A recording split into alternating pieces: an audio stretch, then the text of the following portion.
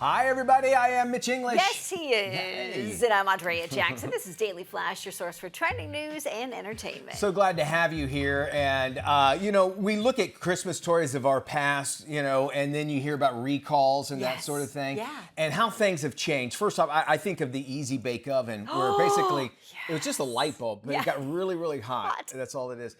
However, they came out and they said that the world's most dangerous toy, because this is toy season, has been named. Okay. And when you hear this, you won't believe it. So the guy back in the 1950s who started the erector sets, remember those where you have metal and you can lift up stuff? Well, he came out with something called the Gilbert U-238 Atomic Energy Lab. This is it right here on your screen. What? Okay, so it looks really cool. It was the age of the atomic age, right? Age, yeah.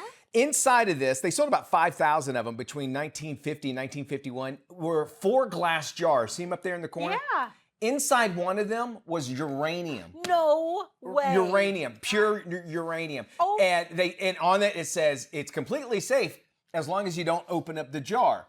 But we were all young kids, right? Of course you're opening if you tell the a jar. young boy not to open up something, what are we going to do, right? Open it up. All right, so anyway, so they pulled it off the shelves. They said we can't have uranium out, and somebody kept one, pristine condition, and sold it recently at auction for $13,000 for that little thing. Can you believe that?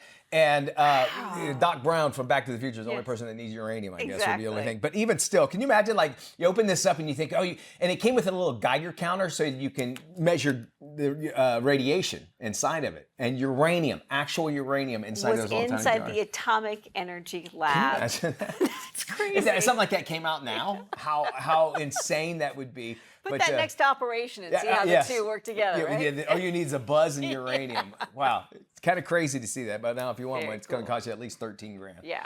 Alrighty, let's jump into some of the trending stories around. Jennifer Tilly, you know her. She's actually opening up about her divorce as well as her stake in the show The Simpsons. Check this out.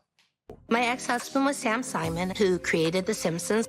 I was married to him for 7 years. We were together for about 10 years. And then when we got divorced, I got a piece of The Simpsons in the divorce settlement. And nobody knew that The Simpsons was going to go on for trillions of years. So every day, honestly, every day, I'm like, thank you, Sam. Okay, if you watch The Real Housewives of Beverly Hills, actually on one of those episodes, the actress got kind of candid about her split from her ex-husband, Sam Simon. The other ladies also discussed leaving their former spouses. Simon was a co-creator and executive producer of the TV show The Simpsons. Well, Simon and Tilly were together for about 10 years, married for 7, got divorced in 1991. Tilly got a 30% stake in the show as part of the settlement.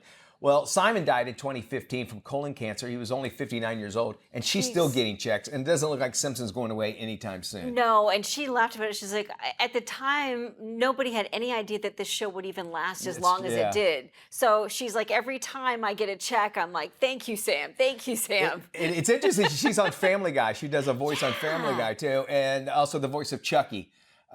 Chucky's bride, rather. Oh, yes, that's right. And she has that raspy voice. Like she probably doesn't have to work another day in her life, right? No, not at all. That was a good 10-year investment on her part.